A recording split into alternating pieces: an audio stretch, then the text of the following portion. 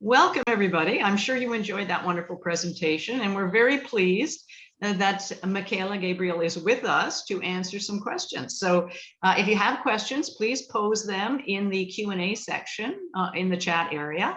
And without further ado, we only have 15 minutes, so let's go right to the questions.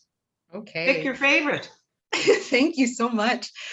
So a bit of some background. Thank you firstly, everyone, for your attention, for tuning in. I know it was a very long presentation and we covered quite a lot of ground.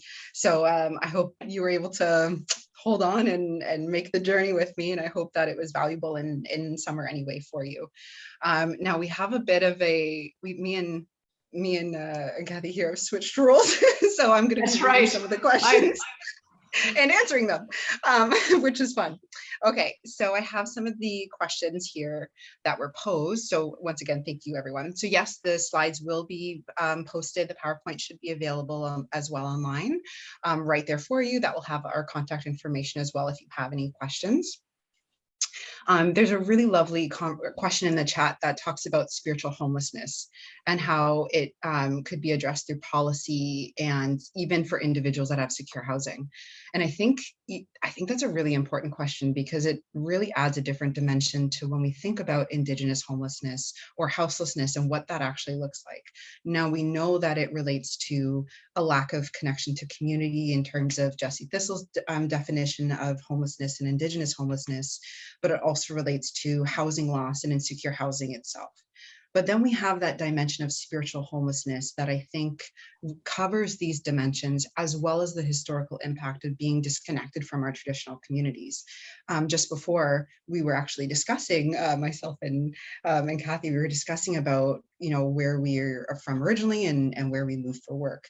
And I think, unfortunately, due to some of the topics that were covered in this presentation and in the research, for many Indigenous peoples, they've had to leave their traditional communities, their homelands, either their small reserve communities, or even where those reserve communities are placed is very different because of forced relocation, because of the creation of the reserve systems. And I'm sure there's advanced literature on this. I don't have that right at the top of my head. I believe spiritual homelessness is discussed in articles by Menzies. I think check out 2008 and 2011, I believe, off the top of my head. That might be a little rusty. And that's spelled Menzies. And I believe the author's first name is Christina. So that might be further exploration and study. But in terms of general recommendations, I think the biggest one that's important for bridging and understanding spiritual homelessness is understanding the history of the land that we live, work, and come from.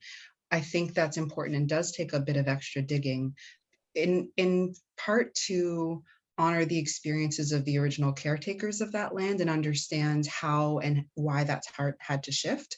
I think sometimes that's required us to, again, do a little bit of extra digging in areas I'm not super familiar with, like policies, treaties, having to relearn some of that language to be able to understand why that movement had to happen.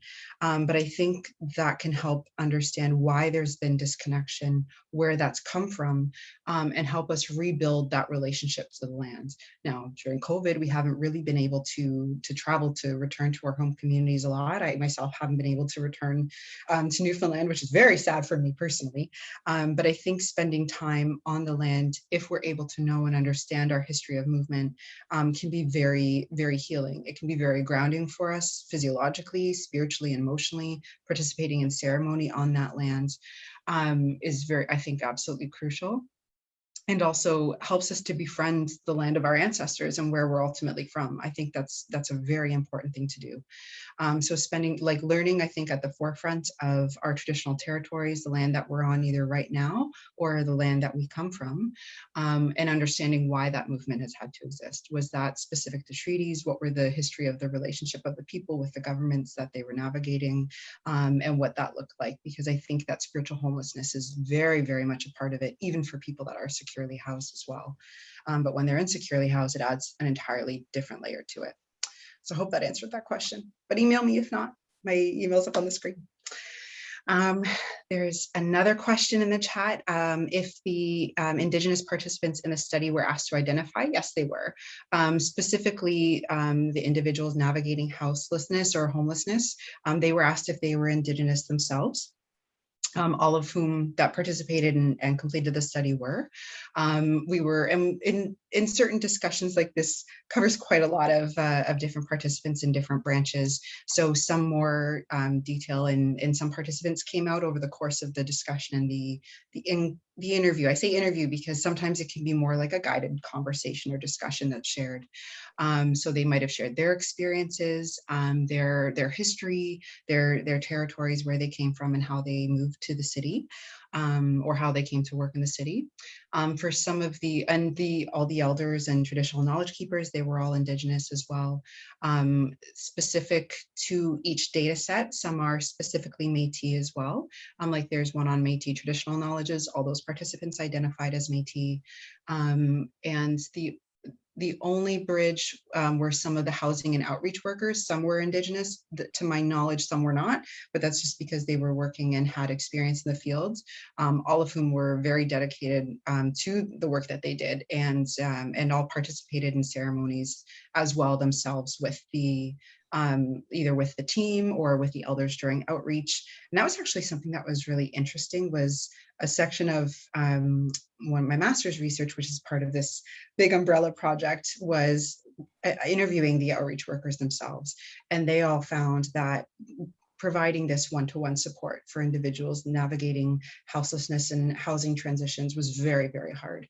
And it can unfortunately come with a high turnover rate. Sometimes their clients had very severe medical issues that was understandably very draining and very painful to care for someone. And then either maybe they pass away or they suddenly move away. It was a very emotionally draining work that was very impactful. But the elders not only helped the clients and helped the community, it helped the workers too. It had a beautiful radiating ripple effect that I thought was just phenomenal and so powerful for so much of the work, which I think is really great. Catherine, I'm reading through the chat now. We got some more comments. Thank you everyone for your kind words.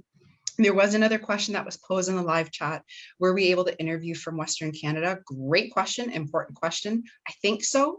I can't remember how many, but I actually do remember there was one of the interviews I did particularly discussed how, many people in, big urban centers like Toronto, people come from all over, but that can be tricky because if you're like myself, so I'm Mi'kmaq, there's not always a lot of Mi'kmaq elders in Toronto that I live and work with. And that can be, a little bit tricky sometimes. And one of the outreach workers or one of the housing workers that I worked with described how he was working with someone from the western parts of Turtle Island, and that there was a particular ceremony that, and I apologize if I get this wrong, that involved face painting that was ceremonial and really beautiful. And they were trying to find someone to help them connect with that. So they were able to connect with the community to find someone who knew that ceremony to help that person, which was really lovely. So so that was the one thing that stands out in my mind when I hear that question, is that sometimes it can take a little bit of digging. It can take a little bit of connection and checking in with people. But I think that sometimes can be one of the beautiful things about so many different Indigenous cultures gathering in urban centers, is that you're typically not the only person from your tribe that's there, but it is difficult to find them. And I think that's hard too. Okay. Are there more questions there, Gabby? I'm digging. So someone commented about how, Indigenous people on a systemic level can be more in jail, and from a funding point of view, that can be an incentive to keep locking up our people. And actually, I wonder, Kathy, would you be able to share a little bit about this from your experience, if you feel comfortable? Oh, sure. Yeah, I work with the John Howard Society, so we're very interested in supporting the reintegration of people who have been in prisons. And certainly Indigenous people are overrepresented in the prisons, and there are some really significant housing challenges getting people out of out of prison and into homes, as well as getting the ongoing support that they need to lead crime-free lives. And I think it's particularly challenging for Indigenous people. We're working on some projects to try and improve the housing stock, which is a real problem. It's just not places for them to live, and it needs to be supported with cultural practices and other things that help them find their way. So it's a big challenge. And do I think that it's one of the reasons why Indigenous people return to the prisons? What can you remind me specifically what Sure. they? So this commenter was describing how on a systemic level, for many, it can be that Indigenous people can be worth more in jail. And from a funding wise level, they describe it can seem like an incentive to keep locking up our people. Yeah. You know, and that for me, that reminds me of a lot of the free labor that occurs in systems, and absolutely that can come from a profit based on the harms and the traumas of Indigenous peoples that then transition. Yeah, I mean, there's lots of commentary about prisons being the new residential schools, that there's just it's far too easy an answer. And I think that's true. And I think we've got some a considerable amount of work ahead of us to try and address that. Absolutely. You know, something that I think comes up quite a lot in terms of when we think about overrepresentation in homelessness or housing loss, overrepresentation in the legal system. I think so much of that, the threads that I find connects it for me is the systematic and systemic dehumanization of Indigenous peoples. Of course, it's easier to, keep locking up our people when, still to this day, many people don't see Indigenous peoples as peoples like themselves. They see them as other. There's still that idea of them being savages or not close to them. And I think so much of that can come from, ongoing systemic racism, systemic miseducation and diseducation, ongoing ignorance. But I think that can be, that can create so much, again, like that sense of dehumanization. And then it's much easier to lock someone up if you don't believe that they're a human being with just as much care and love and experiences as yourself. And that only creates ongoing issues.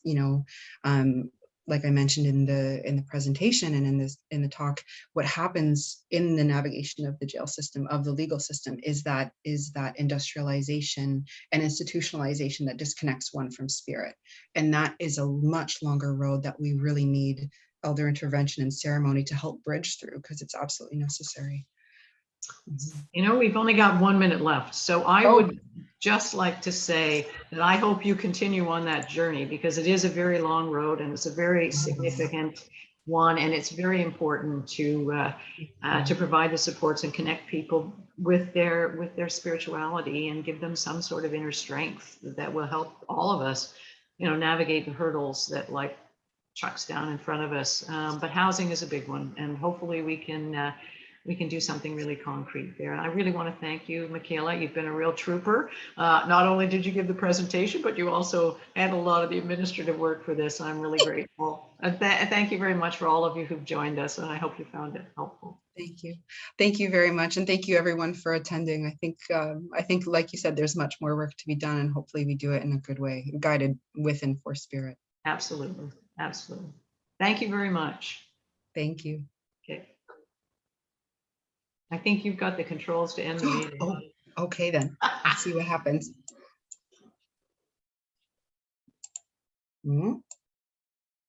Voila.